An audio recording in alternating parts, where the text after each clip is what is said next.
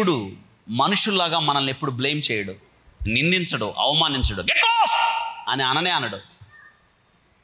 ఏం చేయాలి నీకోసం? నీవేం ఆశిస్తున్నావు నా దగ్గర నుంచి? ఎన్నడూ ఎప్పుడు నిన్ను దేవుడు బయటకు అప్పగించాడు. నీ పరువు అసలు తీయడు దేవుడు, తెలుసా? నువ్వు వచ్చి దేవునికి నీ బాధ చెప్పినప్పుడు, మనం అంటామే మనలో దాచుకున్న బాధ, మన కష్టం, మన అవమానం, మన దిక్కులేని స్థితి దేవునికి చెప్పినప్పుడు దేవుడు గుండెల్లో దాచుకుంటాడు, నిన్ను బయట అప్పగించడు. మనుషులు చేస్తారు ఆ పని. వ్యభిచారంలో పట్టబడిన స్త్రీని రాళ్ళతో కొట్టుకుంటే యేసుక్రీస్తు దగ్గర తీసుకొచ్చారు. బోధకుడా ఏం చెప్తావో చెప్పు. మోషే ధర్మశాస్త్రాన్ని బట్టి ఈమెను రాళ్లతో కొట్టి చంపాలనుంది. ఏం చెప్తావు? ప్రభువుని నిందించడానికి. అంటే ఆయన ఏదో ఒక విషయంలో పట్టుకోవాలని. ప్రభు వారిని చూసి నేల మీద రాశాడు కదా.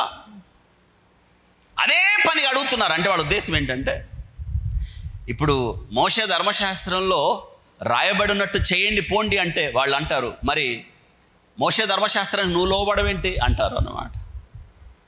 మరి మోషే కన్నా గొప్పవాడిని అంటావేంటి? అబ్రహాం కన్నా ముందున్నాను అంటావేంటి? ఇప్పుడు అలా కాకుండా ప్రభు అలా చేయొద్దు అన్నాడు అనుకోండి, మోషే ధర్మశాస్త్రాన్ని అతిక్రమిస్తున్నాం అంటారు అనమాట. అందుకే దేవుడు వాళ్ళకి ఏ సమాధానం చెప్పకుండా ఏం చేస్తున్నాడు? నేల మీద రాస్తా ఉన్నాడు. ప్రభు అప్పుడు ఒక మాట చెప్పాడు, మీలో పాపము లేనివాడు ఆ మీద రాయి వేయండి అంటే ఏం చేశారు? అక్కడ అందరూ ఆ రాళ్ళు అక్కడే పడేసి వెళ్ళిపోయారు. యేసుక్రీస్తు ప్రభు కళ్ళెత్తి చూసి ఎన్ని అడగచ్చామని అడగచ్చా? మనం అప్పుడప్పుడు అంటాం, నాకు దొరికితే వాళ్ళని నేను కడిగేద్దునని. ఏంది కడిగేది? నువ్వు కడిగేది ఏంది? వాళ్ళని అడిగేది ఏంది? నిన్ను నువ్వు ప్రశ్నించుకో. ఎదుటివారి తప్పులు కాదు, మనం నీ తప్పులను నువ్వు ఎంచుకో. మనం అలా చేస్తే వేషధారులు అవుతాం. ఎదుటివాని కంటిలో నీకు నలుసు ఎలా కనిపిస్తుంది? నీ కంటిలో ఏముంది? దొలం పెట్టుకున్నావు. ముందు దొలాన్ని తీసుకో, ఆ తర్వాత ఎదుటోళ్ళని చూడు. ఇది దేవుడు చెప్పే శ్రేష్టమైన పాట. చూసారా క్రైస్తవ విలువలు ఎలా ఉన్నాయో? నీకు నువ్వు, ఇది మనకి మనం బోధించుకోవడం, మనకు మనం సరి చేసుకోవడం చాలా ప్రాముఖ్యమైన పాఠాలు ఇవి. ఆశ్చర్యం ఏంటో తెలుసా? ప్రభు ఆమెని ఎన్ని ప్రశ్నలు అడగచ్చు. ఏమో ఎందుకు పాపం చేస్తావు? ఎప్పటి నుంచి చేస్తున్నావు? సిగ్గులేదా నీకు అన్నాడా? అసలు అనలేదు అలాగా.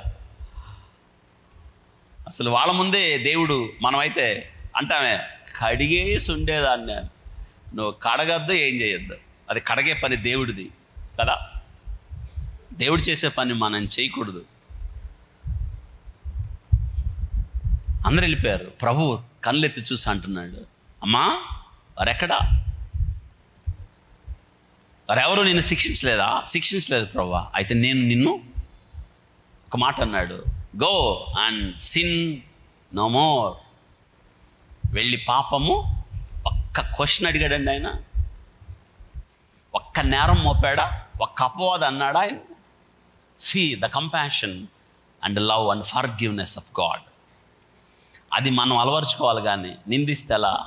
వాళ్ళు అలా, వీళ్ళు ఇలా, వీళ్ళ తక్కువ, వాళ్ళు ఎక్కువ అనే కాదు.